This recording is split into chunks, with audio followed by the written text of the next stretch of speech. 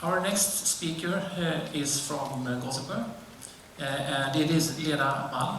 She is the mayor of Gothenburg and also chair of city council in Gothenburg. And we are very happy and honored to have you here as our guest speaker, Lena. So please, floor is yours. Thank you.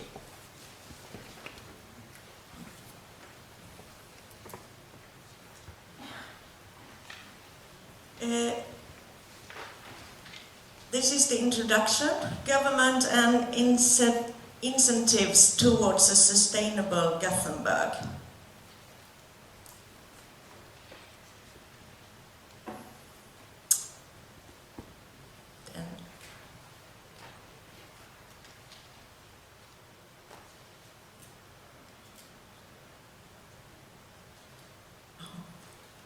Vill gärna se bilden.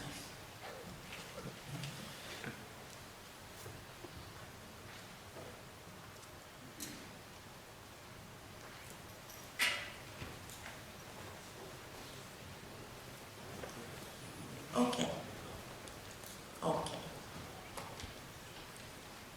Yeah. Many regions in Europe face the challenge of not only becoming more competitive, but also providing an attractive region in which to live. Western Sweden is a region undergoing growth, with Gothenburg as the center and economic engine of the region. The local labour market is expected to increase from the present day 990,000 up to 1 million people. To increase the attractiveness of the region and create the growth within the labour market, and at the same time be part of building a city where people can live and play, we must actively work towards increasing sustainable transport within the areas of public transport, cycling and walking. To achieve our goals, we must work towards sustainable transport both on the regional and local levels. What is the West Swedish Agreement? The collective investments in the infrastructures are important. No, it could be that picture. Thank you. Are an important prerequisite for creating both growth and an attractive region in which to live in. These investments in infrastructures are being made not only at the heart of the region, but also along all major commuter routes into Gothenburg. The investments in infrastructure are outlined in the West Swedish Agreement, an agreement worth approximately 4 million euros, which has been entered into by local, regional and state entities.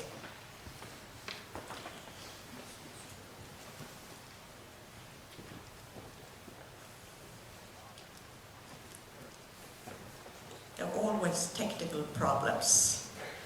Hopefully not in the public transportation.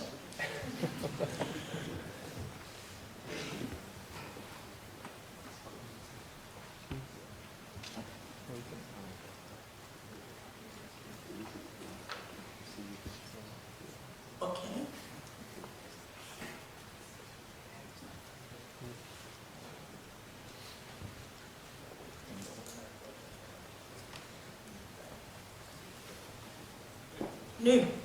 Now, okay. This agreement reflects an important objective for the region, to double trips using public transport. This is a considerable challenge in a major city where cars have long been the transport mode of choice and where public transport currently has a market share just below 30%.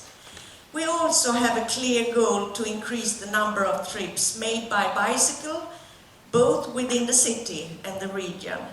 Today, the number of trips made by bicycle within Gothenburg is approximately 7%.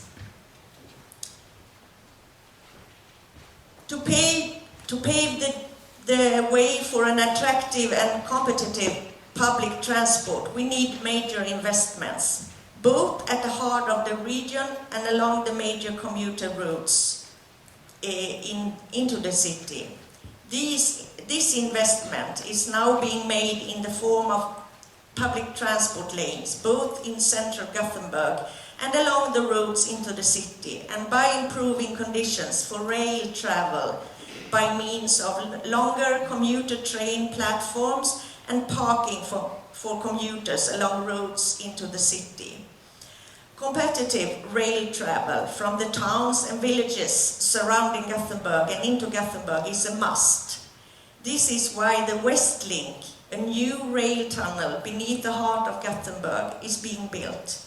We are also focusing on linking various parts of Gothenburg through means such as building tunnels, which are separated by water today.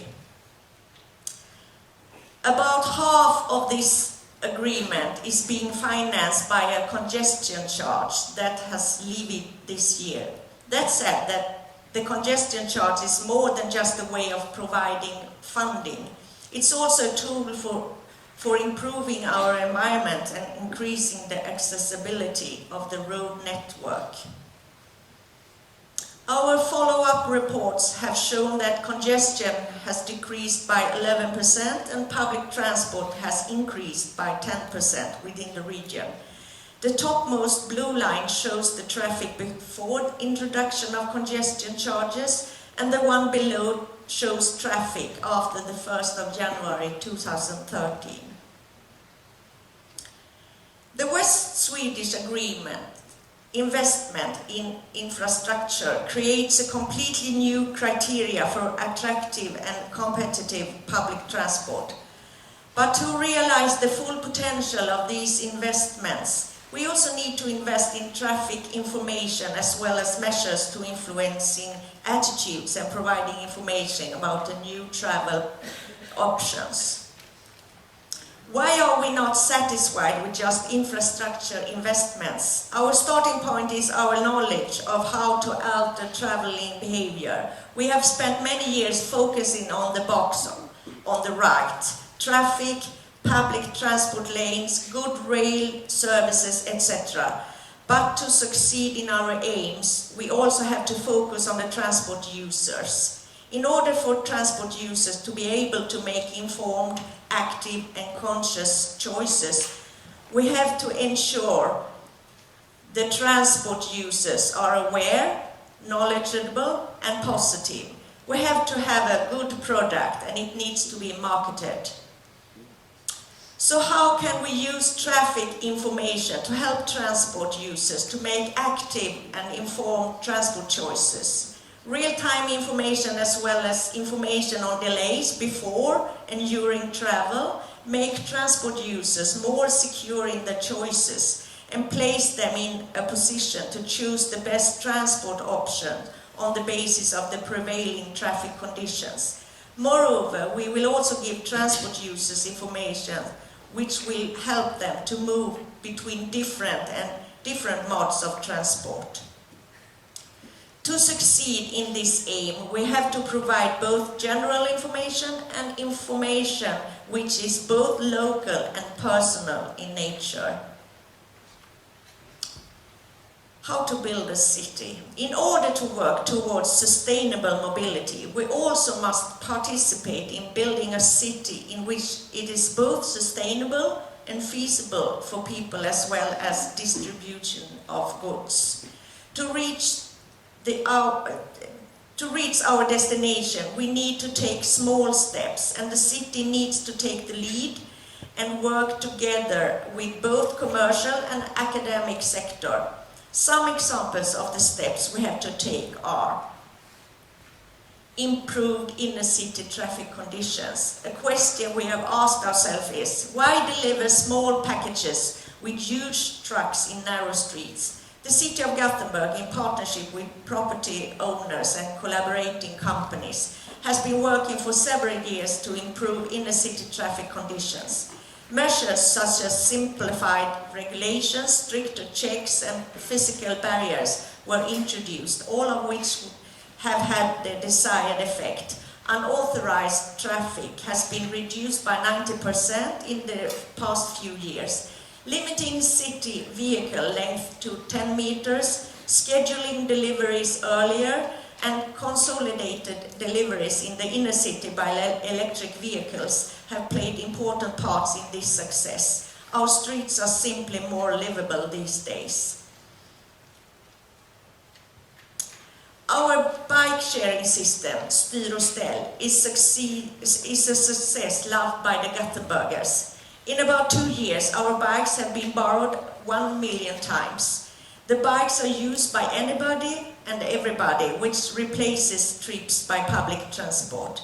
Besides making your trip quicker, it also shows that biking is comfortable and a smooth mobility options in our city.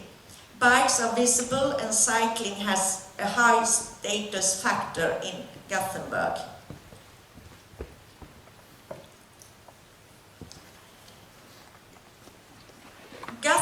Gothenburg has a thriving vehicle industry, and we act in triple helix to develop and encourage future vehicles and fuels.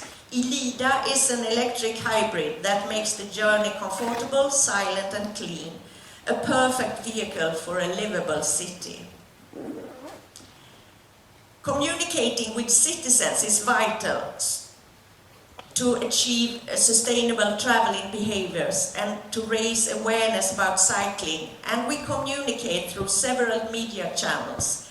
With our informative app, Cykelstaden, cyclists can report problems concerning infrastructure, which is delivered directly to our maintenance organization. Events and challenges encourage companies to be ambassadors for healthy cycling to and from work. A key to success is that the city takes the lead in these questions. The city has a modern travel policy for its employees, and we offer carpooling, bike sharing and soon bike lorry pool system. The city of Gothenburg has for over 20 years acted as a proactive precursors to concerning our own fleet of cars, light trucks and buses. When procuring contracted work and new vehicles, environmental demands have played a vital role. In Gothenburg, we have a clear goal. The city is growing and sustainable mobility is a key word. We are developing Gothenburg for people to live, play and move about in a livable Gothenburg. We are doing this together with our partners within the framework of the West Swedish Agreement, and as well as on the local level with commercial and academic actors. Thank you for attention.